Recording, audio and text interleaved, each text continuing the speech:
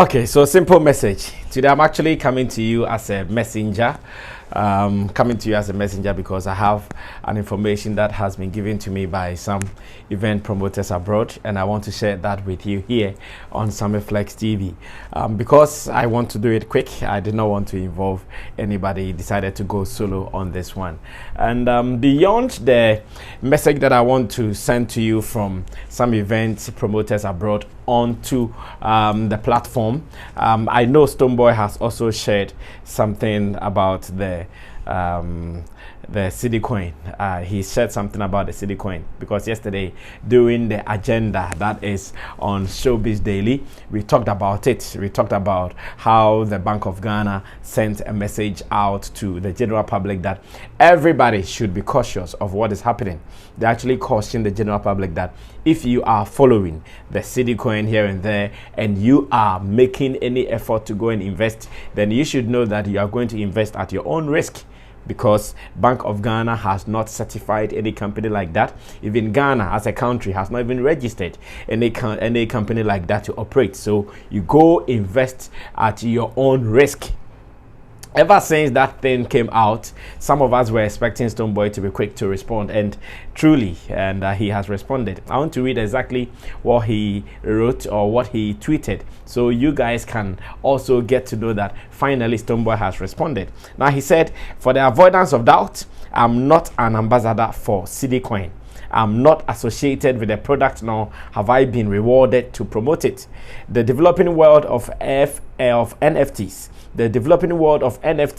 Web 3.0, the metaverse and digital crypto assets, and the ability to change people's financial fortunes has caught my attention in recent times, and I simply thought I was sharing a Ghanaian version I had discovered for people who are as interested as I am to join me on my learning path. My advocacy was for people to join a club for us to learn further information on how to not be left out of the new global order, not to encourage people to invest in a financial scheme of any sort. In hindsight, I should have hastened slowly, but I blame over enthusiasm from all the interesting things I'm discovering about the adoption of these disruptive technologies. May we all do as the Bank of Ghana says and exercise caution, even as we strive to do better for ourselves and our communities. Thank you." And this came from Stonebwoy telling us that he should have hastened slowly. And that is where I want us to pay attention to. So yesterday during Showbiz Daily, some of my pundits mentioned that in Team Dodo Solomon, Nana Reagan, they mentioned that Stonebwoy should have just given caution that no matter what, he's telling you to know this, he's telling you to do this, but you should hasten slowly. And that is what he said finally on his Twitter. Some people still would have doubt about the source of even the message, because he was putting out a disclaimer, but people think that, okay, the way it was captured, the way he posted that alongside even the Bank of Ghana caution, can it be, or could it be that he's been called by some authorities to do this? Reason he is going ahead to do that, and reason he attached the Bank of Ghana caution to the disclaimer he put out? Well, sometimes when issues come and we talk, some people come from the hate background, or you hate this one, you hate that person. It is not all the time that it is hatred. It is just to make sure that a brother is not falling into trouble. And I am so happy that Stonebwoy has done the honorable thing by sharing this information to the general public. Now let me go on to why I'm actually here, because that is the main purpose of my sitting this afternoon, or of me coming to you this afternoon. And here it is about some event promoters abroad that I've spoken to not too long ago. I spoke to some of them ever since the France event happened. And they are asking me, so Sammy, what does it mean?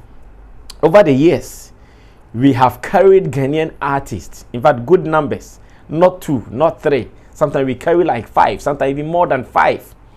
We take them abroad to perform. We pay them good money. Whilst there, we take care of their shopping, we take care of their sleeping. In fact, sometimes expenditure that was not even originally part of our dealings with them, they bring it, and we still take care of everything. But they have not seen praises even coming from these artists themselves before. They have not seen praises coming from industry stakeholders. They have not seen people who are part of our game writing about them, posting them, doing this and that, like what they saw after the Accra in Paris concert. Some of them are surprised. In short, they are not happy. They are disappointed. They are discouraged. They are not motivated about what they have seen. Because some of them have been doing this for about 2 decades. They have been flying Ghanaian artists left, right, and center. Even in their countries that they live in, or sometimes beyond the countries that they live in. They fly Ghanaian artists there to go perform. They pay them good money. And they have not seen the industry celebrating them for even a minute. Alongside maybe posting them that, oh, we went to London, we went to this and we had a good show. Some of them, you don't even know their faces. You might have heard their names, but you don't even know their faces. But the ambassador and Sophie did just one show, one successful show. And like I keep saying, we always have to praise someone who does well. And I am still going to stick to it. Whoever does well, that person deserves to be praised. No two ways about that. But I have been looking around from USA, in Europe, UK, all over. There are some particular promoters who have been promoting events, successful events. In fact, let me qualify it that way. They have been promoting successful events almost every year. Some of them, they do like twice. They do like once or even more. From gospel, from secular, from reggae, dancehall, here and there. They have been doing it. After talking to a good number of them, I saw the pain in them. I saw the disappointment in them. I saw the fact that even these artists, some of them, they introduced them to abroad for the first time in their career. I know so many artists who, until some event promoters contacted them that, oh, you are doing well. I want us to play an event. I want us to play a gig here. They were not even dreaming of going to abroad. They did not even have passports. Some of them, out of the call up from these event promoters, then that was when they saw the need to even go look for passports. I know some of them that it was the same event promoters, because they needed them for their shows and because they wanted them to feel free and to come for the shows, they even led the fact that they will go and look for their own passport for them. And today, they are surprised that, someone did just one successful show and the whole industry is awake. The whole industry is now coming out like, are we now doing something like this? Is this the first time we are playing a successful show from Ghana? Is this not the first time we are doing something like that abroad? It's unfortunate.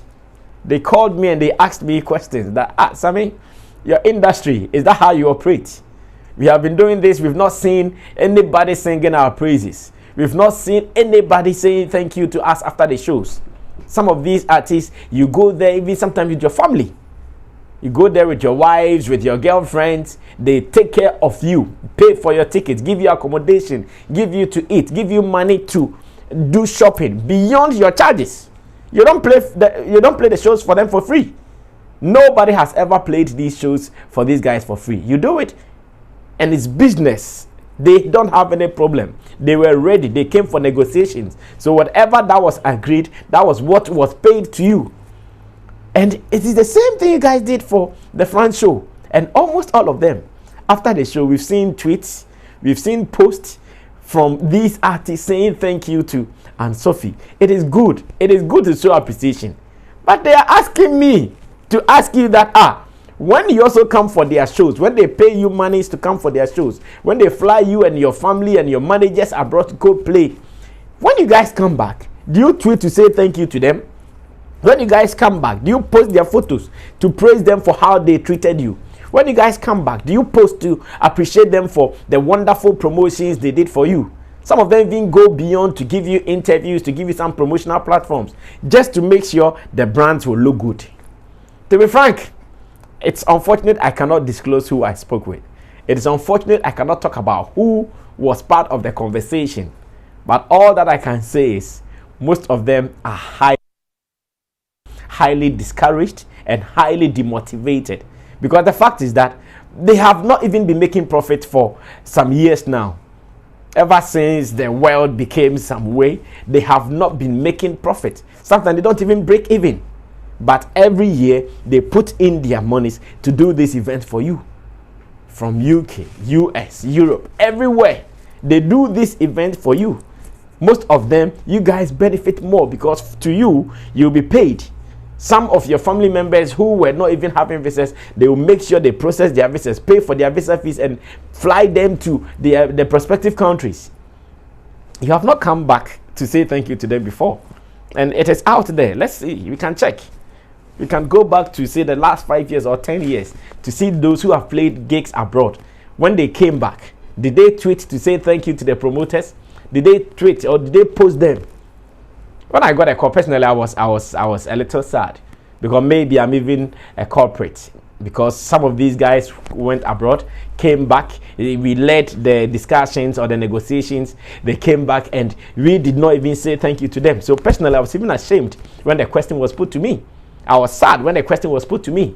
And I want to, on behalf of every Ghanaian artist or every stakeholder in our showbiz space who were part of the noise making, and Sophie here and Sophie this, we want to apologize to you guys. We did not give you guys your flower. You've done well. You've done a lot for the industry here in Ghana, but we have not treated you well. In fact, accept our apologies. Accept our unqualified apologies.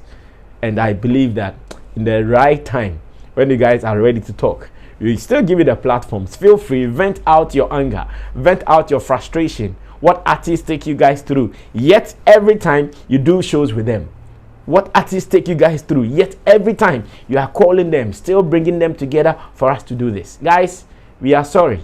To all event promoters abroad, we are sorry.